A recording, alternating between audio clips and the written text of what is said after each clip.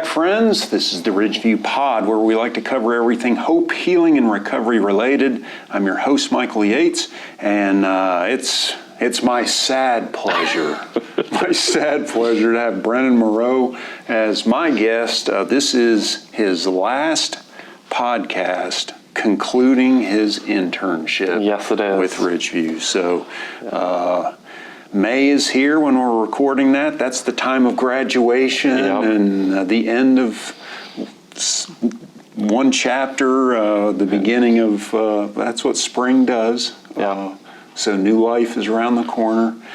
So how you feeling about the end of your Bachelor of Social Work? It's a little bittersweet. It's bittersweet. I mean, I've been with Ridgeview just alone from the internship perspective for the last 3 semesters. So last January was when I started. Mm-hmm. So January of 23, and, spending, 3-4 days a week here for the past 3 semesters. I've formed a lot of friendships and relationships here, and then just for it to all end what feels like so quickly. Yeah. It's just these last few semesters have flown by for me in pretty much every aspect of my life. Yeah. Even this week alone, we were just having that lunch at Calhoun's on Monday. I feel like that was yesterday. The Last Supper. Yeah, it doesn't feel like it's been a whole week already, pretty much since that happened. But time works like that in weird ways. So it's bittersweet, graduating with all my friends who I started out with from freshman year. It's it's very high school-like with my program in terms of who you started the program with is who you're ending the program with, because it's so small and so intimate.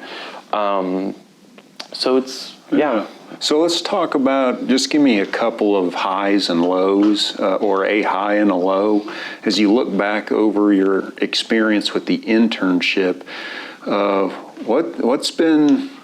What's been a high about it, and then what's been a low, a challenge about it?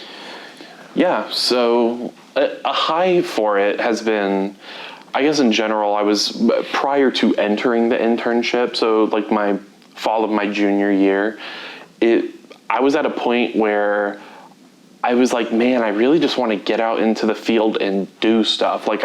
Learning about it in theory is great. I get that. It's great. But social work as a profession is so hands-on and in the field that I felt like there was a piece missing in the education I was getting at the time. And I felt that when I came here to Ridgeview, when I started the internship process, I felt like I was in a position to finally put what I'd been learning in the classroom to the test. Mm-hmm. And you know what they say, experience is the best teacher. Yes. And I think that's especially applicable to social work. I really do. There's a lot you need to know in the classroom, but you're going to get the most experience and education in the field by far. Yeah. Pretty much no matter what you're doing, whether it's the, what we call the micro clinical path or macro, kind of society, larger scale, community-based path. And you are macro. I'm macro, yes. So community-based, and those opportunities, especially in a lot of social work programs, it's more clinical focused. Mm-hmm. You're going to see that pretty much at every school. And a lot of what Ridgeview does is so clinical focused, but I did get the opportunity to kind of almost create my own internship in a way with Jan. Yeah. I was given a lot of freedom in what I wanted to try and what I wanted to learn more about. And at the same time, I mean, as awesome as this experience has been overall, it wasn't perfect. It's not meant to be perfect. But I'd say one of the lows, and this is a tricky one. It's a tricky one because I didn't have anything to compare it to. Mm-hmm. But I think I'll get more of this in my master's internship because of just it being the master's level. I didn't feel like I was able to make a big impact on an individual person. And I think that it's tricky because that's the path I chose with kind of the more macro, community-based. Had you been micro, you would have got more of that direct clinical kind of experience. That more direct, clinical experience. Whereas, I got to I had multiple experiences with shadowing someone working with a client while I'd been here. But I felt like I didn't have the opportunity to leave a lasting impression or impact on someone's life from like a clinical perspective. And, clinical, it's not my focus, but part of me almost wishes I dove a little deeper into that while I had the chance in the bachelor's program, because master's is so much more focused. And the agency that I'm going to be working with for my master's, that's not really an option. Okay. But I mean, I did get a lot of clinical experience in certain regards, and a lot of experiences that gave me transferable skills. That's kind of what we talk about, transferable skills and experiences. So, even though I had that one feeling, and that feeling didn't really come until recently, that I've had more time to reflect on the process. So as you start to think about that summarizes, I think, really well some of the strengths of internships in general, but that they aren't perfect, and that there may be some some things that you regret not being a part of. But as you're going into the master's program in the fall? Nope, starting in the summer, June 6th. Wow. So it's like a week and a half after I graduate. Enjoy this week and a half summer vacation. I know, right? What are you, just tell us a little bit about what your plans are for it's still a macro focus? Oh, yeah. So with the master's program at UT, because I'm doing advanced standing, so I'm skipping the generalist year, it's just going to be a 1-year program. I'm going straight into my concentration year, and we have the clinical concentration, and then we have organizational leadership, which is our macro concentration. So that's the path I'm going. So the internship opportunities that I get at the master's level are a lot more organizational leadership focus, very macro focus. So like I'll be working with Knoxville's like Office of Neighborhood Empowerment. Okay. And that's a lot of, community programs, neighborhood programming, and things like that, and just a lot of things I don't know yet. Okay. But I won't start the internship until the fall, but I'll start classes this summer. Gotcha. Well, and 1 year. 1 year, 3 semesters. Is it premature for me to ask you to peer all the way at the end of that telescope? And once you graduate, where are you just going to let the universe speak to you in its due time, or do you? I mean, I'm the kind of person where I have a rough plan 5-10 years out. I have kind of a picture in my mind of where I want to be at these little checkpoints I've created for myself. It never goes the way I planned for it. It never is going to go that way. But, when I think about where I'll be when the master's program ends and I have my MSSW, I want to go somewhere new, somewhere that I can kind of create a home for myself, I guess. I mean, I've lived in Tennessee for most of my life. I've lived a little bit in other places as an Army kid, but this would be the first time that I'd have the opportunity to make a move that was for myself. Yeah, very good. So I'm really excited for that opportunity. I don't know what's going to happen at the end of my master's program.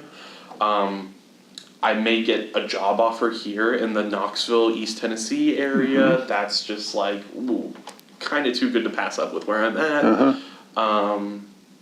And that might put, my other plans on hold for a little bit. It might delay it a little bit, but, it's not a sprint. I'm not looking to get there as fast as possible. And that's something I actively have to remind myself, because I'm like, how can I get from A to B in the shortest time possible so I don't feel like I'm wasting time? And I do that, and it's something I've become a lot more aware of over time, is I'm so focused on how can I get from here to there, and just completely ignoring everything in the middle, the journey. Well, you said at the beginning that you didn't use these words, but I kind of heard it as, I wish I had given myself a piece of advice at the beginning of the bachelor's program. So in sort of an anticipation of that, I wonder what your future self would recommend to you today going into your master's program. And I think it's probably going to be what I'm talking about right now. If there was one thing I had to guess future me would recommend, is it's not a sprint. And, I do want to experience new places and things like that, but, I'm only 22. I have a lot of time. Yes, my son. To do that. I have a lot of time. And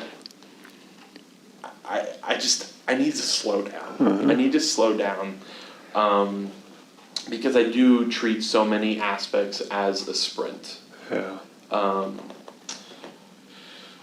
It's tricky. So I think future me, if to kind of put it in more specific words, is I think future me would say, it's okay if you don't go to, that next checkpoint instantly. It's okay if it takes a little bit longer. You're still going to get there. It's just going to take a little bit longer. So don't be afraid if plans change, because I know I'm going to make it work. Plans change all the time. It's happened to all of us 1,000 times in whatever aspects of our life.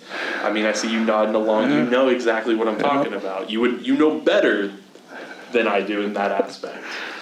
What I hear you saying is what the Green Bay Packer quarterback Rodgers said when he was with the Packers, and they were kind of on that edge of making the playoffs, and he sat before the podium, looked out over the audience of media and said, relax.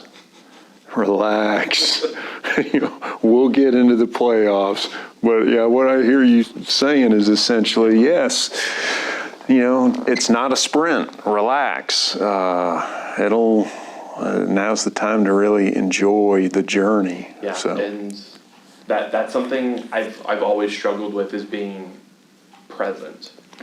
I'm so focused on what comes next. And I think in some ways that's helped me. I'm not going to deny it. It's not the healthiest mindset, but I'm aware of it. But it has helped me in certain aspects.